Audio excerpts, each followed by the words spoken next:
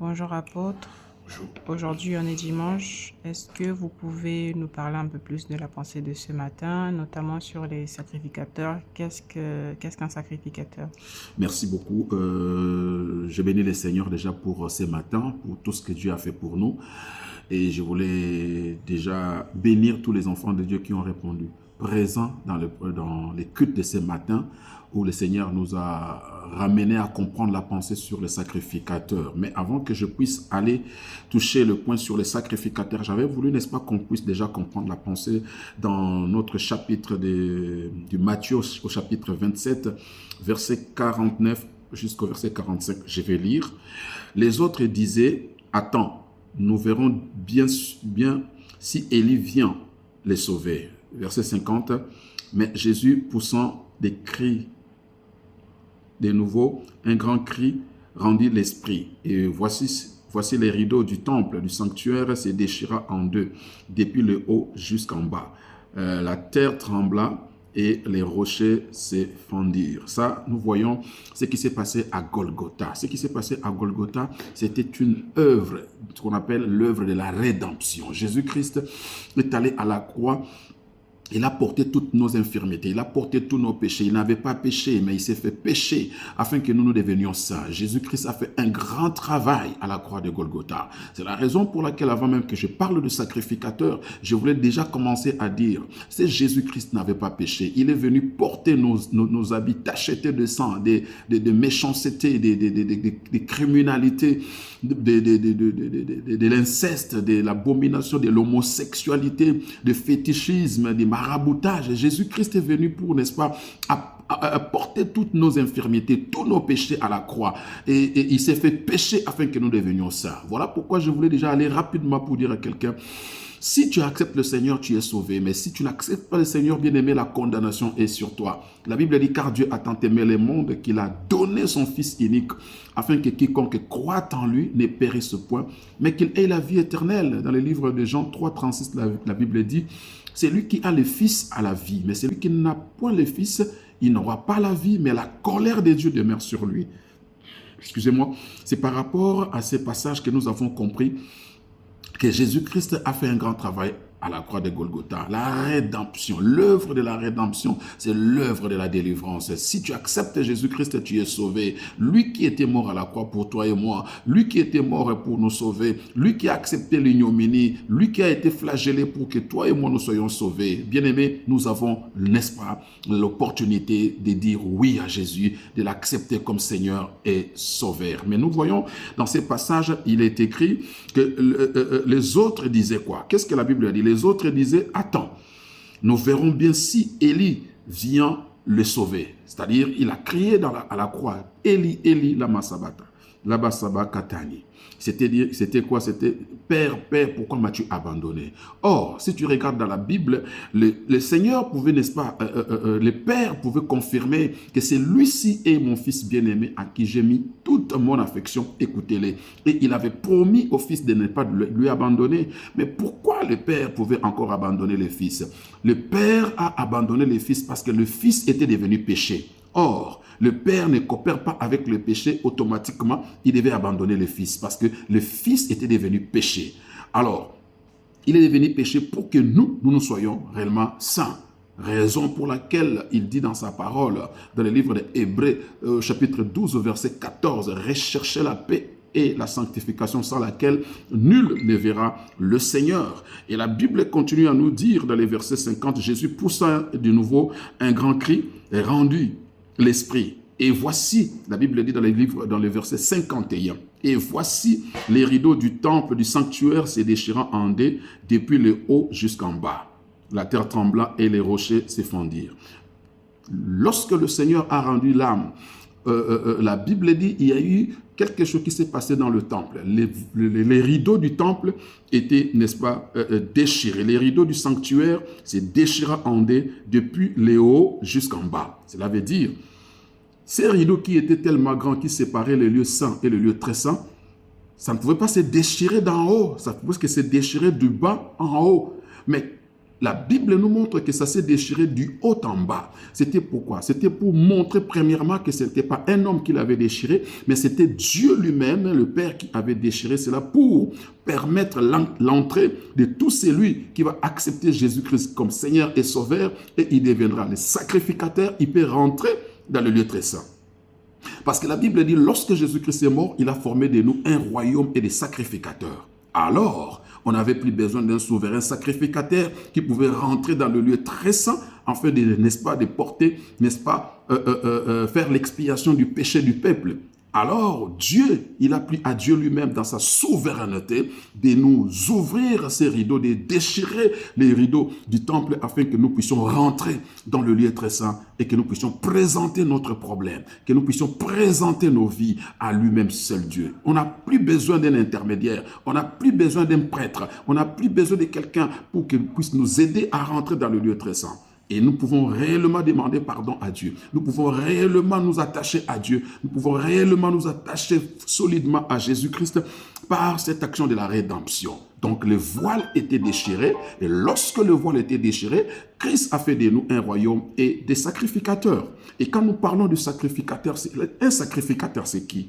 Un sacrificateur est celui qui peut rentrer dans le lieu, n'est-ce pas, dans la présence du Seigneur et présenter le problème du peuple auprès de Dieu. Il peut présenter les problèmes de sa famille auprès de Dieu. Il peut présenter les problèmes de son entourage, de sa communauté auprès de Dieu. Il prend son problème, il prend les problèmes de la terre, il transmet cela au ciel. Ça, c'est un sacrificateur. Et le contraire, c'est celui qui prend du ciel, transmet sur la terre, c'est le prophète. Les prophètes récupèrent les problèmes d'en haut, les problèmes du ciel et transmettent sur la terre.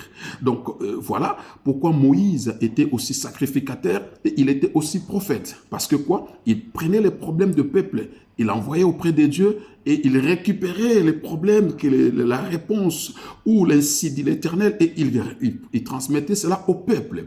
Donc nous devons être les sacrificateurs parce que Christ était mort à la croix pour nous. Christ lui-même par sa souveraineté, le Père a déchiré les rideaux et nous pouvons, n'est-ce pas, entrer dans le lieu très saint et présenter nos problèmes sans pour autant chercher les gens puissent, n'est-ce pas, vous nous soutenir, sans pour autant chercher les gens pour les apporter nos problèmes, mais nous pouvons entrer nous-mêmes dans la présence du Seigneur et présenter nos problèmes à Jésus-Christ. Voilà pourquoi la Bible dit, invoque-moi et je te répondrai. Je te montrerai des choses cachées et des choses que tu ne connais pas. Voilà la pensée de ce matin que nous avons, n'est-ce pas, décortiquée. Alors, je voulais dire à quelqu'un que tu as toute la possibilité, n'est-ce pas, d'ouvrir ton cœur et de rentrer dans la famille des sacrificateurs.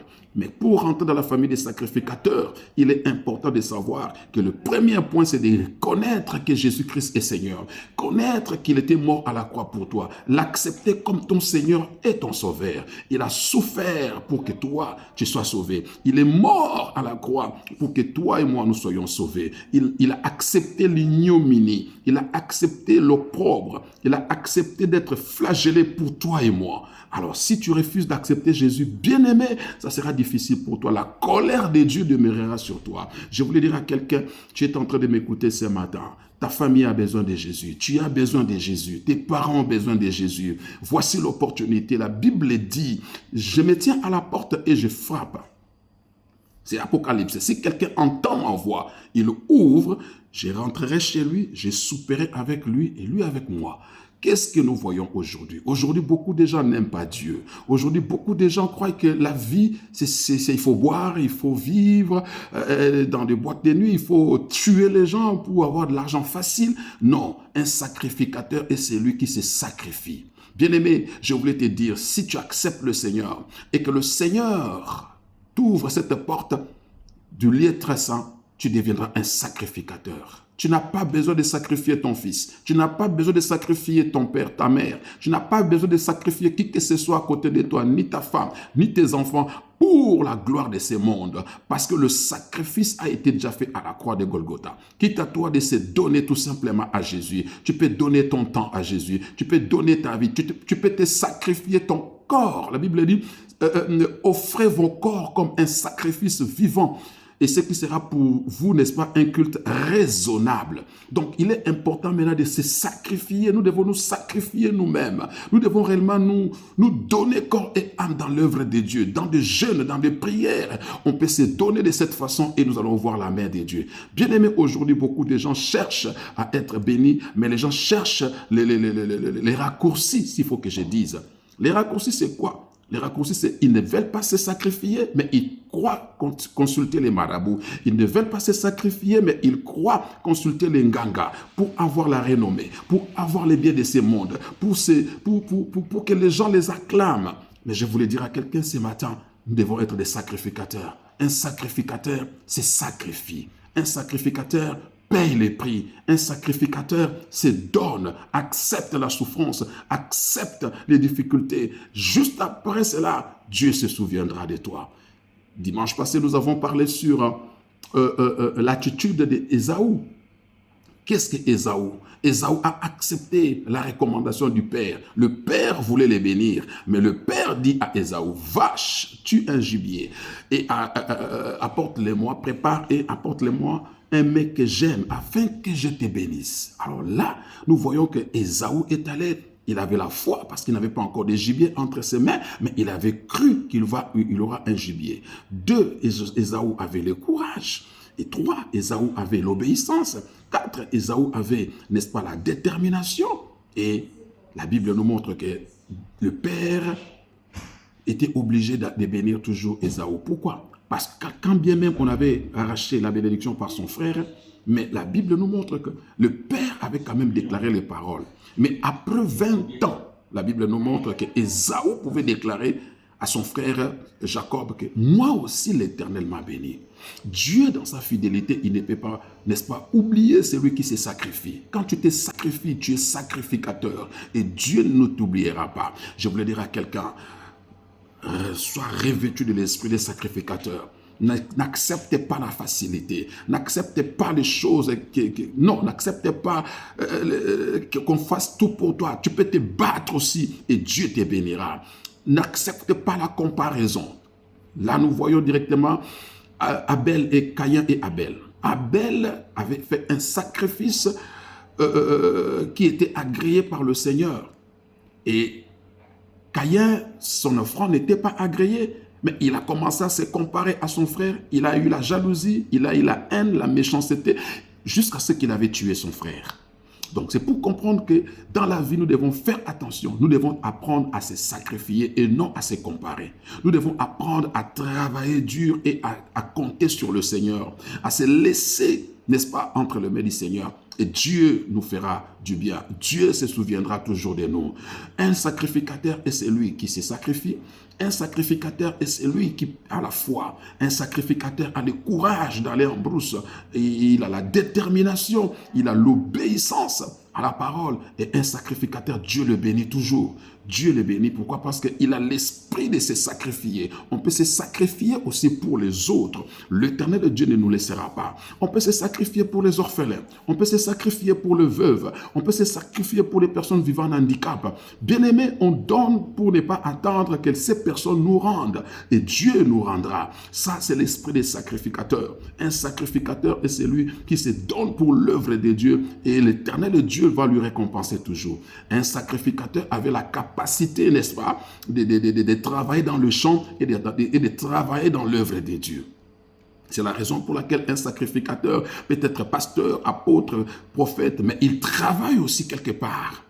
C'est pas que, voilà, parce que je suis pasteur, je ne travaillerai pas. Non, je voulais dire à un serviteur de Dieu, même si tu es pasteur, même si tu es apôtre, même si tu es prophète, il peut arriver que le Seigneur t'a pas donné une assemblée de plusieurs personnes, mais tu peux aussi travailler. Un sacrificateur avait la capacité d'aller au champ et de couper les bois et d'amener au village. Un sacrificateur. Mais un lévite était réellement aussi un serviteur, un sacrificateur qui ne pouvait plus travailler dans son champ. Pourquoi? Parce qu'il devait s'occuper de l'œuvre de Dieu. Voilà pourquoi il y a eu la différence entre les sacrificateurs et les lévites. Mais là, bien aimé, je parle beaucoup plus de sacrificateurs. Donne-toi, Dieu te bénira. Fortifie-toi, Dieu te bénira. Sois réellement un modèle. Sois réellement quelqu'un qui se sacrifie pour l'œuvre de Dieu et l'Éternel te bénira puissamment. Là, je parle à un sacrificateur, fortifie-toi et prends courage et sacrifie-toi et Dieu, n'est-ce pas, va te bénir. Tu peux sacrifier ton temps dans la prière et dans le jeûne. Tu peux sacrifier ton temps dans l'adoration. Tu peux sacrifier ton temps dans la louange. Paul et Silas, ils étaient dans un endroit qui n'était pas favorable. Il y avait c'était la prison, mais ils ont dit, c'est temps de la louange. C'est temps, c'est le temps où nous devons adorer, élever notre Dieu. Quelle que soit la situation, ils ont commencé à élever Dieu. Les portes étaient ouvertes. La Bible dit, les portes des prisons étaient ouvertes. C'est ce qu'on appelle le sacrifice de louange. Il y a les sacrifices de louange, il y a les sacrifices d'action de grâce et les sacrifices de corps. Mais ce que Paul et Silas ont fait, c'était le sacrifice de louange. Quelle que soit l'atmosphère qui n'est pas favorable, quel que soit le temps qui n'est pas bien, mais toi tu loues le Seigneur. Même si on te rejette, tu loues le Seigneur. Même si on t'insulte, tu loues le Seigneur. Même si ton mari te refuse, tu loues le Seigneur. Même si ta femme te refuse, tu loues le Seigneur. Ils étaient en prison, mais ils louaient le Seigneur. On appelle cela sacrifice de louange. Et quand il y a les sacrifices de louange, de cette façon, les portes s'ouvrent. Je déclare que les portes de quelqu'un s'ouvrent ce matin. Je déclare que les portes de ta vie s'ouvrent. Je déclare que les portes de tes affaires s'ouvrent. Je déclare que les portes de tes projets s'ouvrent et que la main de l'Éternel soit avec toi. Et que le Seigneur te bénisse abondamment dans le nom de Jésus. Toi qui es en train de me suivre, où que tu te retrouves, que ce soit en Asie, en Europe, aux États-Unis, en Afrique, reçois cette parole. Jésus est Seigneur. Jésus veut te sauver. Abandonne tout ce qui se trouve à côté de toi. Abandonne la mauvaise vie. Abandonne l'immoralité. Abandonne l'homosexualité. Abandonne le vol. Abandonne le mensonge. Abandonne toutes ces choses. Jésus-Christ veut rentrer dans ta vie. Il veut te donner la paix. Il veut que tu sois un candidat pour le royaume. Il veut que tu sois partisan du royaume des cieux. Alors, si tu peux, n'est-ce pas, accepter ce Jésus-Christ comme ton Seigneur et Sauveur, voici l'opportunité. Tu deviendras sacrificateur. Tu auras l'accès dans le royaume et la main de Dieu sera avec toi. Je vais t'aider à prier.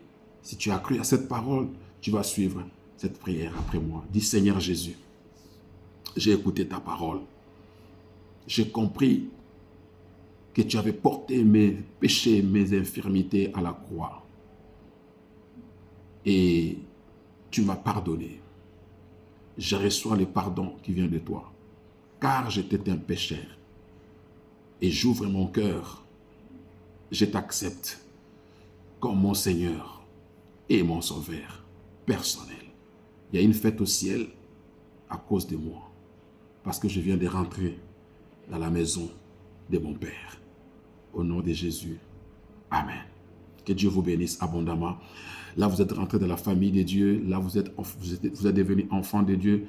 Vous pouvez chercher un endroit où on prie le Seigneur, Jésus-Christ en esprit et en vérité. Allez-y dans n'importe quelle église où on prêche Jésus-Christ comme Seigneur et Sauveur et on parle du Saint-Esprit parce que nous sommes dans la dispensation du Saint-Esprit. Alors vous pouvez aller et puis vous allez vous présenter, vous êtes enfant de Dieu.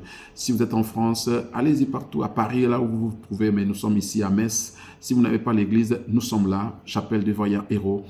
Les numéros, c'est les 06 23 99 55 39. Vous pouvez venir et nous allons vous recevoir avec les numéros. Vous pouvez appeler et nous allons, n'est-ce pas, vous recevoir. Nous sommes dans Sey. Si vous prenez le métis A ou B, vous descendez dans l'arrêt Sey. Et juste à côté, là où il y a Étape Habitat, nous sommes là, nous sommes à la salle 5. Alors que Dieu vous bénisse abondamment et que la grâce de Dieu vous soit favorable au nom de Jésus-Christ. Amen. Que Dieu vous bénisse.